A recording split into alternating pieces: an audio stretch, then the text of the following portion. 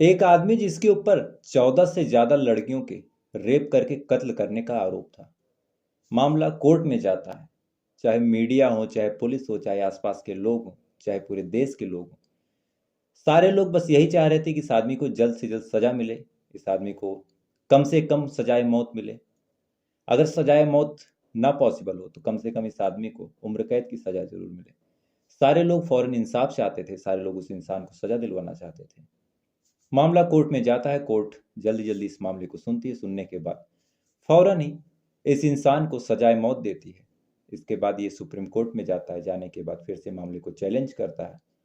Supreme court इसकी बात को सुनती है। सुनने के बाद इसे इसकी जो सजाए मौत थी उसे बदलती है। बदलने के बाद इसे उम्र कैद की सजा सुनाती है। और साथ ही ये बात कहती है कि अगर ये 20 सालों तक इसका चाल चलन ठीक रहता है जेल में, ये किसी आपराधिक गतिविधि में जेल में नहीं शामिल होता, अपने व्यवहार को अगर सही से रखता है, तो 20 सालों बाद ये जमानत का, पैरोल का हकदार हो जाएगा। मामला शांत हो जाता है। शांत होने के बाद वो आदमी जेल में अपनी सजा काटने लगता है। लेकिन जैसे ही इन सारे मामलों के लगभग 20 साल बीतते हैं, वो आदमी पैरोल पाता है। पैरोल पाने के बाद बाहर आता है। और बाहर आने के बाद भी लगभग 10 सालों बाद अचानक से इस मामले में एक बहुत बड़ा ट्विस्ट आता है। दरअसल जिस 14 रेप और मर्डर के मामलों में ये सजा काट रहा था, उसका असली अपराधी लगभग 30 सालों बाद निकल के सामने आता है। वो आदमी बाकायदा अपनी कहानी को पुलिस के सामने रखता है। कोर्ट में जाता है। कोर्ट में जाने के बाद खुद अपने मुंह से कहता है कि सारे गुनाह, सारे रेप, सारे मर्डर मैंने ही किए, और आपके पास तो 14 का रिकॉर्ड है, मैंने 30 से ज्यादा रेप किए। इसके बाद जब सारी बात कोर्ट, पुलिस, सारे लोग सुनते हैं, तो उसके बाद भी कुछ ऐसा होता है कि जहां एक बेकसूर को तो सजा दिलाई जा सकती थी, वहीं इस अपराधी को, जो कोर्ट में, पुलिस में और हर जगह कह रहा था कि मैंने ही रेप किया, मैंने ही मर्डर किया, सारे सबूत देता है, इसका डीएनए मैच होता है, सारी चीजें होती, उसके बाद भी उस पूरे देश की पुलिस, कानून, सरकार, प्रशासन, कोर्ट, ये सारी चीजें इस कदर मजबूत थी कि उस आदमी को चाह कर भी कुछ भी सजा नहीं दे सकती थी। तो आदाब, नमस्कार, जय हिंद, वंदे मातरम। मैं आपका अपना ठाकुर प्रखर सिंह। आज साल 2023 का पहला दिन है। तो सबसे पहले आप सबको नए साल की लाख लाख शुभकामनाएं। 2022 बड़ा यादगार रहा। बहुत सारी चीजें हुई। कुछ चैनल मेरे डिलीट हो गए और फिर मैंने ये वाला चैनल बनाया, प्रखर ट्रू क्राइम वाला। कुछ ही महीनों में आप लोगों का ऐसा प्यार मिला जो शायद अपने आप में एक मेरे लिए सपने जैसा था। आज अगर गूगल पे भी मैं अपना नाम सर्च करता हूँ कि प्रखर ट्रू क्राइम या फिर प्रखर सिंह की कहानी, तो गूगल पे भी मेरी वीडियोस का रिकमेंडेशन आता है, मेरी तस्वीर आती है, मेरी फोटोज आती है। तो देखने के बाद चाहे मेरे घर वाले हों, चाहे मैं खुद हूँ, चाहे मेरे साथ के पढ़ने वाले थे, सबको बड़ी खुशी होती है, बड़ी प्रसन्नता होती है। और ये सारी चीज़ें बस आपके प्यार और आपके आशीर्वाद से संभव है। जिस हिसाब से 2022 के आखिरी महीनों में मैंने ये चैनल शुरू किया और जिस हिसाब से आप लोगों ने अपना प्यार दिया, मैं चाह कर भी आप लोग का ना कोई कर्ज उतार सकता हूँ, ना ही कोई शब्द मेरे पास है कि आप लोग का शुक्रिया अदा करूँ तो करूँ कैसे। और 2023 में बस जो एक न्यू ईयर रेजोल्यूशन होता है, तो मेरा रेजोल्यूशन यही है कि 2023 में मैं लगातार अपने चैनल पे काम करूं, आपको अच्छी से अच्छी कहानी सुनाऊं, अच्छे तरीके से सुनाऊं, ज़्यादा से ज़्यादा डिटेलिंग आप तक पहुंचाऊं, और जहां तक हो सके आप लोगों के साथ कंधे से कंधा मिला के खड़ा रहूं। तो इसी के साथ अब आज की कहानी पे आते हैं। लेकिन आप लोग का जैसा प्यार मिला 2022 में, यही उम्मीद है 2023 में भी वैसे ही मिले। तो अब इस बात को यहीं रोकते हैं और सीधा चलते हैं आज की इस कहानी के ऊपर। तो इस कहानी की शुरुआत होती है नॉर्थ कोरिया। आपने ये नाम सुना होगा। अपने तानाशाह के बारे लिए ये जाना जाता है, किम जोन उन के लिए, अलग अलग फरमानों के लिए, अलग अलग फैसलों के लिए। नॉर्थ कोरिया का, माफ कीजिएगा, नॉर्थ कोरिया के बगल में जो साउथ कोरिया है, कहानी उसी साउथ कोरिया की है। कहानी आज से लगभग 30 साल पहले की है। दरअसल इस कहानी की शुरुआत होती है 15 सितंबर साल 1986। साउथ कोरिया का एक शहर लगता है हवासी योंग। 15 सितंबर साल 1986 में एक 71 साल की महिला, जिसका नाम था ली वान इम, ये महिला अपने बेटी के यहाँ गई थी। वहां से जाने के बाद लौटती है। रास्ते में मौसम खराब होता है, बारिश होती है, परिवार वालों से संपर्क टूट जाता है। और इसके बाद अचानक से ये महिला रास्ते से ही कहीं गायब हो जाती है। अब घर वाले उस बेटी से कांटेक्ट करते हैं जिसके पास ये गई थी, तो बेटी कहती है कि जो माँ है वो तो 15 तारीख को यहाँ से निकल चुकी हैं, घर तक वो पहुंची नहीं। घर वाले घबराते हैं, परेशान होते हैं। मामला पुलिस में जाता है, FIR होता है। पुलिस वाले इस महिला की खोजबीन में जुटते हैं, 1-2 दिन तक खोजते हैं और लगभग 4 दिनों बाद इस महिला की लाश पास के ही एक नाले में मिलती है। महिला बिना कपड़ों की थी और इसके जो अंडरगारमेंट्स थे, इसकी जो ब्रा थी, इसके मुंह में ठूसी हुई थी। अब पुलिस वाले ऐसी लाश देखते हैं, देखने के बाद बड़ा अजीब लगता है कि 71 साल की महिला के साथ किसी ने गलत काम किया, किसी ने रेप किया। रेप करने के बाद उसे मार के इस कदर फेंक दिया। और मारने का तरीका भी बड़ा अजीब था। अंडरगारमेंट को मुंह में ठूस देना, गले को कस देना, बाकी बिना कपड़ों की लाश छोड़ देना, गले पे कुछ चोट के निशान दिखना। पुलिस बॉडी को कब्जे में लेती, कब्जे में लेके पोस्टमार्टम के लिए भेजती है।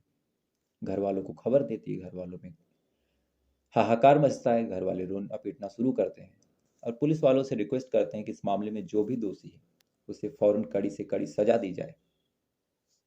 पुलिस वाले इस मामले की जांच पड़ताल में जुटते हैं, अलग अलग जगह पूछताछ करते हैं कि लास्ट टाइम ये महिला कहाँ देखी गई थी, इसके पास कौन आया था, इसके इर्द गिर्द कौन दिखाई दिया था। ये सारी छानबीन, ये सारी पूछताछ पुलिस वाले करते ही रहते हैं कि तभी अचानक से, सितंबर की महीने की ये घटना है, अक्टूबर महीने में एक 25 साल की लड़की ऐसे ही सेम तरीके से रास्ते से गायब हो जाती है। लड़की कहीं से आ रही थी, मौसम खराब होता है, परिवार वालों से संपर्क टूटता है और अचानक से फिर गायब हो जाती है। अब एक ही शहर में ये दूसरा मामला, और ये मामला भी पहले घटनास्थल से लगभग 2 किलोमीटर दूर, 1 महीने के अंतर पे। बहरहाल पुलिस वाले इस मामले को बड़ा रिलेट नहीं करते, उन्हें लगता है ये दूसरा मामला होगा। लेकिन लगभग 3 दिनों बाद जब इस लड़की की लाश मिलती है तो पुलिस वाले थोड़ा सा चौंकते हैं, क्योंकि इसकी लाश जिस हालत में मिली थी वो हालत हूबहू जो पहली लाश ली वान इम की मिली थी, बिल्कुल उसके जैसी थी। वही अंडरगारमेंट प्राइवेट पार्ट्स में और मुंह में ठूसा हुआ था। लाश बिना कपड़ों की थी, वही गर्दन पे चोट के निशान, वही मौसम खराब। अब पुलिस वालों का माथा थोड़ा सा घूमता है कि कोई तो सिरफिरा है जिसने इन दोनों को मारा है, और हो ना हो जिसने मारा है इन दोनों का कातिल अलग अलग नहीं, एक ही है। पुलिस वाले इन दोनों मामलों को एक साथ रखते हैं। रखने के बाद इन दोनों मामलों की छानबीन शुरू करते हैं कि ये दोनों इनके पास कौन आखिरी बार देखा गया, सबसे नजदीक कौन था, लास्ट टाइम ये दोनों कहाँ गई थी। ये सारी छानबीन, ये सारी पूछताछ पुलिस वाले करते ही रहते हैं कि तभी तीसरी लड़की सेम तरीके से रास्ते से गायब होती है। लड़की गायब होती है, पुलिस वालों में हड़कंप मचता है कि तीसरी लड़की गायब हो गई। कुछ दिन तक उस लड़की की छानबीन होती है और 3-4 दिन बाद उस लड़की की भी लाश सेम तरीके से मिलती है। अब धीरे धीरे जब ये बात लोगों के सामने निकल के सामने आई, लोगों के सामने बार बार ये बात आ रही थी कि कोई आदमी है जो लगातार लड़कियों को गायब कर रहा है, खासकर मौसम खराब हो रहा तब ये लड़कियां गायब हो रही। और सारी लड़कियों में एक चीज बड़ी कॉमन थी कि इन सारी लड़कियों ने रेड कलर की ड्रेस उस दिन पहनी थी। ये बात जब धीरे धीरे सामने आई तो लोगों में एक तरह से अब दहशत मचना शुरू हो गया था। खासकर जो महिलाएं थी, जो लड़कियां थी, वो अब लाल कलर के कपड़े पहनना छोड़ रही थी। रात में या फिर दिन में कहीं निकलना अवॉइड कर रही थी, और अगर निकल रही थी तो अपने साथ किसी को लेके निकल रही थी। पुलिस वाले इन तीनों मामलों की जांच करते रहते हैं कि तभी अचानक से चौथी लड़की गायब हो जाती है। अब जब चौथी लड़की गायब होती है तो गायब होने के बाद एक तरह से पूरे प्रदेश में, चूंकि ये जो चौथी लड़की गायब हुई थी और ये चारों जो गायब हुई थी, ये लगभग 5 किलोमीटर के अंदर ही गायब हुई थी। एक तरह से 5 किलोमीटर के अंदर 4 लड़कियों का इस कदर कत्ल हो जाना, लाश मिलना, उनके साथ गलत काम होना, अंडरगारमेंट को प्राइवेट पार्ट और मुंह में ठूसा दिखाना, गले पे चोट के निशान होना, तो सारे लोगों को, पुलिस को, प्रशासन को, सबको लग रहा था कि हो ना हो ये कोई सीरियल रेपिस्ट है, सीरियल किलर है, और अगर इसे नहीं रोका गया तो ये तो शायद ही किसी लड़की को छोड़ेगा और एक तरह से ये कत्लेआम मचा देगा। अब पुलिस वाले और वहाँ की जो लोकल एजेंसियाँ थी, जो सरकारी एजेंसियाँ थी, ये सारे लोग मिलके अब एक मुहिम चलाते हैं। और उस टाइम 1987-88 की ये बात है। उस टाइम ना DNA वगैरह इतना एडवांस था, ना ही कोई ऐसी टेक्निक थी कि अगर उस टेक्निक को यूज़ किया जाए, जैसे आज के टाइम में अमेरिका में है कि सारे क्रिमिनल्स का, सारे लोगों का एक डेटाबेस होता है, तो सबसे पहले डीएनए मैच कराया जाता है, सारी चीज़ें होती हैं। लेकिन उस टाइम साउथ कोरिया में ना इतना कोई एडवांस टेक्नोलॉजी था, ना कोई ऐसी चीज़ थी। थोड़ी बहुत डीएनए की टेक्निक थी, हल्की फुल्की जानकारी लोगों को थी, और उसी हल्केपन के साथ इस मामले की भी जांच शुरू होती है। जैसे ही चौथा कत्ल होता है, चौथी लड़की की लाश मिलती है, तो उस लाश के पास से जितनी चीज़ें मिलती हैं, और इन तीनों लाशों के पास से जो जो चीज़ें मिली थी, उनको कलेक्ट करते हैं, उन सारी चीज़ों को अपने पास रखते हैं। रखने के बाद अब डीएनए और ये सारी चीज़ें मिलाने का जो कार्यक्रम था, उस कार्यक्रम को अब शुरू करते हैं। मामले की जांच चलती रहती है, लगभग आसपास के जो संदिग्ध थे उनसे पूछताछ की जाती रहती है। किसी किसी से डीएनए मैच कराया जाता है, जिसके ऊपर शक होता है उसका डीएनए सैंपल लिया जाता है, मैच करवाने के लिए भेजा जाता है। लेकिन इसी बीच पांचवी लड़की अचानक से गायब हो जाती है। पुलिस वाले, आसपास के लोगों में हड़कंप मचता है कि इधर जांच पड़ताल चल रही है, सारी चीज़ें हो रही हैं, जो क्रिमिनल है, जो कातिल है, उसको ना कोई डर है, ना कोई दहशत है। पांचवी लड़की भी गायब हो गई। कुछ दिन बाद उसकी लाश मिली। इसके बाद छठी लड़की गायब हुई, उसकी लाश मिली। सातवीं लड़की गायब हुई, उसकी लाश मिली। लगभग कई सालों में 1986 से यह घटना शुरू हुई थी। 1991 तक, या फिर कायदे से कहें तो अभी 1989 तक लगभग 7-8 लाशें मिल चुकी थी। अब 7-8 लाशें 6 किलोमीटर के अंदर मिलना अपने आप में बड़ा हैरान करने वाला था। पुलिस वाले जल्द से जल्द उस कातिल को पकड़ना चाह रहे थे। इधर जो लोग थे वो सड़कों पे आ चुके थे, जगह जगह धरना प्रदर्शन हो रहा था, जगह जगह सरकार से मांग की जा रही थी कि पुलिस कुछ कर नहीं रही। पुलिस वालों पे दबाव था। अब पुलिस वाले जब हर जगह से थक हार जाते हैं, तो इन्हें लगता है कि अब आम आदमियों पे खतरा है, तो क्यों ना कुछ ऐसा किया जाए कि जो महिला पुलिस है, साउथ कोरिया की जितनी भी महिला पुलिस हैं, उनको लाल कपड़ा पहनाया जाए और उसी कपड़े में उनको सड़कों पे छोड़ा जाए, ताकि जो क्रिमिनल है वो आए, उसको रंगे हाथों पकड़ा जाए। और ऑन द रिकॉर्ड ये बात आज भी कही जाती है कि इससे बड़ा सर्चिंग ऑपरेशन, इससे बड़ा इन्वेस्टिगेशन ऑपरेशन पूरे साउथ कोरिया में आज तक नहीं हुआ। लगभग 5,000 से ज़्यादा लड़कियों को, जो पुलिसकर्मी थी पूरे देश की, उनको बुलाया गया, उनको लाल कलर के कपड़े पहनाए गए, और उस 6 किलोमीटर 7 किलोमीटर के रेडियस में एकदम सड़कों पे बिना किसी हथियार के एकदम आम लोगों की तरह छोड़ा गया। और कई लोगों का तो मानना है कि लगभग 100 मीटर पे एक लड़की खड़ी थी। पुलिस वाले जाल बिछाते हैं, जाल बिछा के शिकार के फंसने का इंतजार करते हैं, कई दिन तक वेट करते हैं। लेकिन चाहे जितने प्रयास, चाहे जितनी चीज़ें पुलिस वाले कर रहे थे, पुलिस वालों के हाथ कुछ भी नहीं लग रहा था। लड़कियां बेचारी सड़कों पे घूमती रहती थी, जो महिला पुलिस थी, कि शायद अब कोई आएगा, उनके ऊपर हमला करेगा, उनको पकड़ने की कोशिश करेगा, उनके साथ गलत काम करने की कोशिश करेगा, और हम उसे रंगे हाथ पकड़ लेंगे, हमारा मामला सॉल्व हो जाएगा, काम आसान हो जाएगा। लेकिन कई महीनों तक ये महिला पुलिस सड़कों पे घूमती हैं, लेकिन कोई भी ना इन्हें बोलता है, ना ही इन्हें कोई टोकता है, ना इन्हें पकड़ने की कोशिश करता है। ये सारी चीज़ें चलती ही रहती कि अचानक से एक और लड़की का मर्डर हो जाता है। पुलिस वालों की हवा खराब की, इतना जाल, इतनी सारी चीज़ें हम कर रहे हैं। जो कातिल है, जो रेपिस्ट है, इस कदर सातिर है कि 5,000 लड़कियां हमारी सड़कों पे घूम रही, उनको ना छू के किसी दूसरी लड़की को ही छू रहा। वो लड़की भी रेड कलर का ड्रेस पहनी है, मौसम खराब होता है, उसके घर के पास पानी बरसता रहता है। पुलिस वाले अब सारे डीएनओ को, सारी चीज़ों को कलेक्ट करते हैं, और ऑन द रिकॉर्ड 21,000 लोगों से पूछताछ करते हैं। 21,000 लोगों को अलग अलग बुलाते हैं, उनसे पूछताछ करते हैं, जिनके ऊपर शक था उनके ऊपर थर्ड डिग्री इस्तेमाल करते हैं, और लगभग 570 लोगों का डीएनए सैंपल लेते हैं, इन 7-8 लाशों के पास मिलवाने की कोशिश करते हैं, सारी चीज़ें जांच पड़ताल करते हैं। कत्ल का सिलसिला बढ़ता रहता है, लगभग 14 कत्ल हो जाते हैं। कातिल कौन था, कातिल कैसा दिखता था, उसका मकसद क्या था, वो कत्ल क्यों कर रहा था, ये सारी चीज़ें पुलिस के लिए उतनी ही अनजान थी जितना भी हमारे और आपके लिए। पुलिस वाले जांच पड़ताल करते रहते हैं, छानबीन करते रहते हैं, लेकिन इसी बीच पुलिस के हाथ एक बहुत बड़ी सफलता लगती है, जो पुलिस को लग रहा था कि उसके लिए बहुत बड़ी सफलता है। दरअसल एक 22 साल के लड़के का डीएनए, जिसका नाम योन संग एओ था, जो चौथा कत्ल हुआ था, उस लड़की के लाश के पास एक बाल मिला था, और उस बाल से इस लड़के का डीएनए लगभग 40% मैच हो जाता था। अब 40% डीएनए मैच होता है, अब 40% मतलब कोई बहुत बड़ी चीज़ थी नहीं, लेकिन पुलिस वाले जिसके ऊपर इतना दबाव था, मीडिया ट्रायल हो रहा था, सारी चीज़ें हो रही थी, पब्लिक प्रेशर था, पुलिस वाले फौरन इसी आदमी को, इसी 22 साल के नौजवान को दोषी मानते हैं, फौरन इसे कोर्ट में लेके जाते हैं।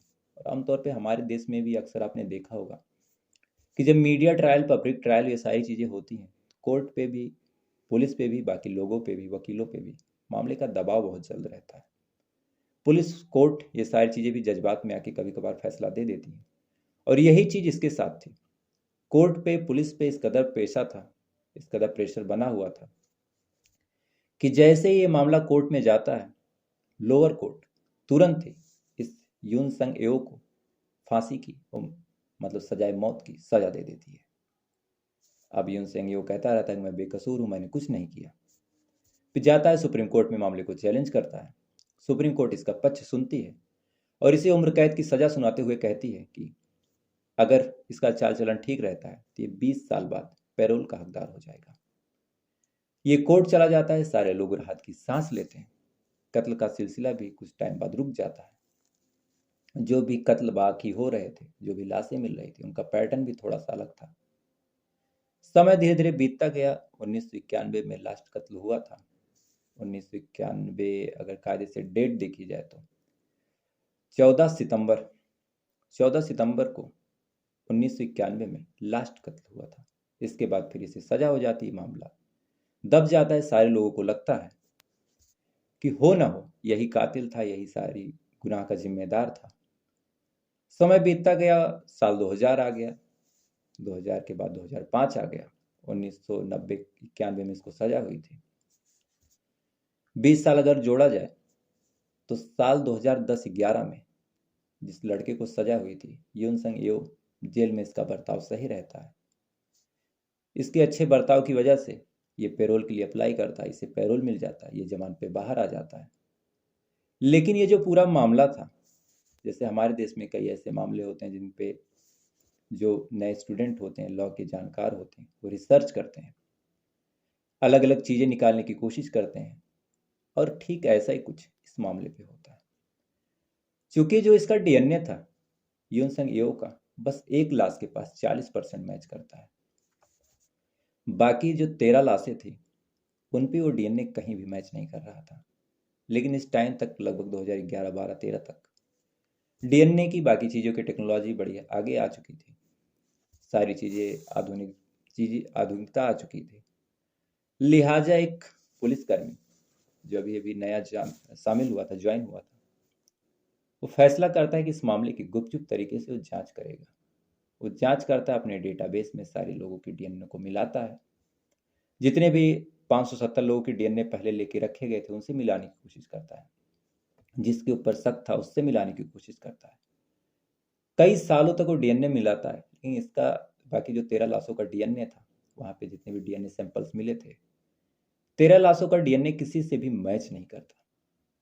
अब इसे लगता है कि अगर पूरे शहर में इस 13 मामलों में जो भी दोषी हैं, अगर उनका डीएनए पूरे शहर में किसी से मैच नहीं कर रहा, तो इसके बस 2 कारण हो सकते हैं। या तो वो आदमी मर चुका है, या फिर वो आदमी ऐसी जगह है जहां शायद हम डीएनए कलेक्ट ही नहीं कर रहे हैं, या डीएनए मैच ही नहीं कर रहे हैं। यानी वो जगह या तो देश के बाहर हो सकती है, या तो वो जगह जेल हो सकती है। इसके बाद ये पुलिस वाला लगभग 1990 के बाद जितने भी लोग जेल में बंद थे, जितने भी लोग, कायदे से अगर कहा जाए तो 1986 से जितने लोग जेल में बंद थे, खासकर जो रेप के मामलों में बंद थे, ऐसे लोगों से अपना डीएनए मिलाने की, जो 13 लोगों का डीएनए मिला था, इन लोगों के डीएनए मिलाने की कोशिश करता है, और लगभग 5 लोगों को जीरो इन करता है। ये बात है साल 2014 की। 5 लोगों को जीरो इन करता है। जीरो इन करने के बाद फिर उनसे भी क्रॉस क्वेश्चन करता है, बातचीत करता है, सारी चीज़ें मैच कराने की कोशिश करता है। कुछ लोग अलग जगहों पे थे, कुछ लोग दूसरी जगहों पे के दोषी थे, कई लोग 1986 से ही जेल में बंद थे। सारी चीज़ें फिल्टर करते करते लास्ट में एक आदमी ऐसा था जिसके ऊपर शक की सुई जाके रुक जाती है, और उस आदमी का नाम था ली चुन जे। जब शक की सुई ली चुन जे पे जाती है तो ये पुलिस वाला जेल में जाता है इस ली चुन जे से पूछताछ करने। जाता है, जाने के बाद पूछताछ करता है, लेकिन पहली पूछताछ में जो ली था ये कुछ भी बताने से इनकार करता है, कहता है कि मुझे कुछ जानकारी नहीं है। लेकिन जो शक की सुई थी, बाकी जो सारे सबूत थे ली की तरफ ही इशारा कर रहे थे। ली आ जाइए अफसर दोबारा जाता है, फिर से पूछताछ करता है, फिर ये मना करता है, फिर ये तिबारा जाता है, 4 बार जाता है। ये बार बार मना करता है, लेकिन जब 5वीं बार ये कुछ सबूत जाता है, जाने के बाद रखता है, वो सारी चीज जब सुनाता है तो ली टूटता है, और टूटने के बाद तोते की तरह बोलना शुरू करता है और बड़े कॉन्फिडेंस में कहता है कि जितने भी मामले हुए हैं इन सबको मैंने ही अंजाम दिया है। अब इसके बाद पुलिस वाला बड़ा चौंकता है कि एक आदमी जो 14 मामलों में रेपिस्ट हुई, किसी दूसरे मामले में जेल में कैसे बंद है, और कुछ ही टाइम पे तो ये पेरोल पे बाहर आने वाला है।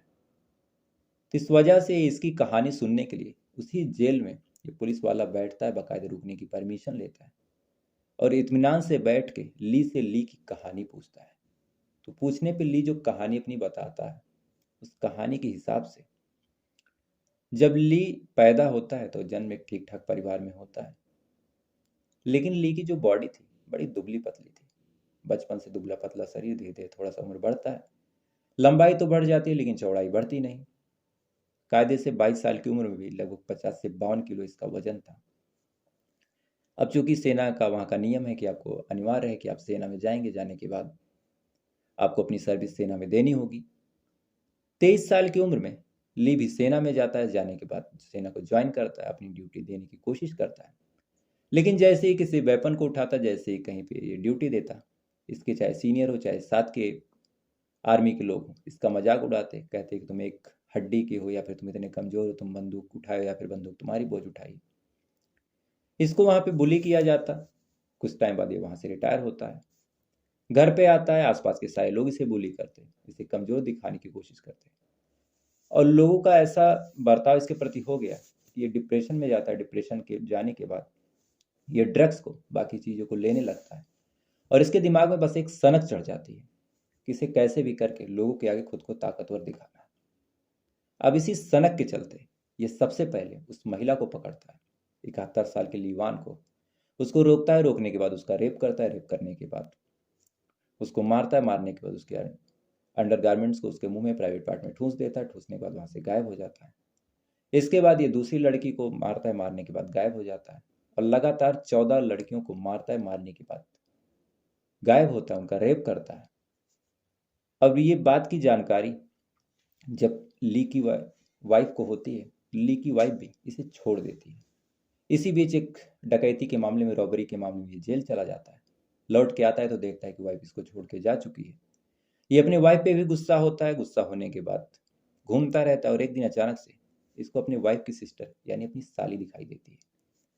ये अपनी साली को बुलाता है, बुलाने के बाद अपने घर पे लाता है खाना खाने के बहाने। लेकिन घर पे बुलाने के बाद अपनी साली के साथ भी रेप करने लगता है। उसका रेप करता है, रेप करके मार देता है। मारने के बाद खुद ही जाता है, अपने साली की मिसिंग रिपोर्ट अपने ससुर के साथ दर्ज करवाता है। लेकिन पुलिस वाले जांच पड़ताल करते हैं, इस मामले में ये फंसता है, फंसने के बाद ये जेल चला जाता है। और तब से लेके इसे उम्र कैद की सजा हुई थी, लेकिन अच्छे चाल चलन की वजह से 20 साल पे पैरोल पे बाहर आने वाला था। 1994 में से जेल हुई थी। 1994 से 2005 और 2015 में जेल से बाहर आ जाता। ये जेल में बैठ के अपनी कहानी सुनाता, सुनाने के बाद साथ साथ एक बात और कहता है कि 14 कत्ल और 14 रेप तो आपके सामने है, लेकिन मैंने टोटल 30 से ज़्यादा लड़कियों का रेप किया है, और ये बात मैं पूरे कॉन्फिडेंस और पूरे यकीन के साथ कहता हूँ। इसके बाद फिर पुलिस वाला इससे पूछता है कि तुमने रेप किया तो कहाँ किया, कैसे किया। सारी जानकारी इससे कलेक्ट करता है, सारी चीज़ों को मिलान करता है, और सारी चीज़ें हूबहू मैच करती हैं। सारे विक्टिम्स निकल के सामने आते हैं, सारी चीज़ें होती हैं। इसके बाद ये मामला धीरे धीरे लोगों के सामने आता है। आने के बाद जब ये मामला जिस 22 साल के लड़के को जेल में डाला गया था 20 साल के लिए, उसके पास जाता है, ये फौरन कोर्ट में जाता है और अपने खिलाफ जो उसके ऊपर फैसला हुआ था उसी के खिलाफ ये कोर्ट में मुकदमा कर देता है, और कहता है कि जब असली कातिल कोई और है तो मुझे सजा क्यों दी गई। और ये समय आप सोच के देखिए, बीतते बीतते साल 2019 आ चुका था। 2019 में बाकायदा बैठ के अपनी कहानी सुना रहा था जेल में ही। इसके बाद कोर्ट जब इस फैसले को सुनती है तो फिर से ली को बुलाया जाता है कोर्ट में, और कहता है कि क्या तुमने जो पुलिस के सामने बयान दिया है, ये बयान पे तुम कायम हो। तो ली बड़े स्टाइल में कोर्ट में बैठ के कहता है कि कि मैंने ही 14 लोगों को मारा, मैंने 30 से ज़्यादा लड़कियों का रेप किया है। अब असली दोषी सजा पा चुका था, दूसरा दोषी जब दूसरे मामले में सजा पा रहा था और जब चाहता तब जेल से बाहर आ सकता था, क्योंकि पैरोल का वो हकदार 2015 में ही हो गया था। इसके बाद सारे लोगों को यही उम्मीद थी कि अब जिसको गलत सजा मिली उससे माफ़ी मांगी जाए और जो असली गुनहगार है उसे सजा दे दी जाए। लेकिन जब सजा देने की बारी आई और मामला कोर्ट में जाता है तो कानून का ऐसा लूप होल निकल के सामने आया जो हमारे देश में भी है, और शायद ऐसा लूप होल और ऐसा अंधा कानून, और इस कानून की वजह से जो कुछ हुआ, ऐसी मिसाल बहुत कम देखने को मिलती है। दरअसल सारे मामले ये खुद एक्सेप्ट करता है, भरे कोर्ट में कहता है कि मैंने कत्ल किया, मैंने रेप किया, मैंने मर्डर किया, मैंने 30 से ज़्यादा मामलों को अंजाम दिया। लेकिन इसके बाद भी कोर्ट, कानून, पुलिस इसे कोई सज़ा नहीं दे सकती थी, क्योंकि जो साउथ कोरिया का कानून है कि किसी भी मामले में जो चार्जशीट फाइल करने की अवधि होती है वो 15 साल होती है। यानी 15 साल तक अगर किसी आदमी के ऊपर दोष सिद्ध नहीं हुआ, चार्जशीट नहीं फाइल हुई, तो उसे आप कोई सज़ा नहीं दे सकते थे। लास्ट कत्ल 1991 में हुआ था और ये 2019 चल रहा था। अब आप सोच के देखिए कि एक आदमी जिसने कुछ न जुर्म किया ना कोई गुनाह किया, वो 20 साल की सजा काट चुका था, और एक आदमी जो भरे कोर्ट में कह रहा है कि मैंने कोई जुर्म नहीं किया, मैंने कोई पाप नहीं किया, माफ़ कीजिएगा, मैंने जुर्म किया, मैंने अपराध किया, मैंने रेप किया, मैंने मर्डर किया, उसका कानून कुछ भी नहीं बिगाड़ सकता था। बहरहाल अभी भी ये मामला चल रहा है और जो कुछ इसमें फैसला होगा, और बहुत कम चांसेस हैं कि कोई फैसला इसमें आएगा, क्योंकि उस देश का कानून यही कहता है कि जो ली है अब बेल का अधिकारी है और इसे बेल दे दी जाए। तो फिलहाल ये थी पूरी कहानी, जिसमें एक आदमी निर्दोष होते हुए भी सजा पाता है और असली कातिल मजे से बाहर घूम रहा है। उम्मीद है कहानी आपको पसंद आई होगी, और अगर पसंद आई हो तो वीडियो को एक लाइक कर लीजिएगा, चैनल को सब्सक्राइब कर लीजिएगा, और कोई कमेंट आप करना चाहें इस कहानी के बारे में तो प्लीज़ करिएगा। तो आपसे कल फिर मुलाकात होगी किसी दूसरी कहानी के साथ। तब तक अच्छे रहिए, खुश रहिए।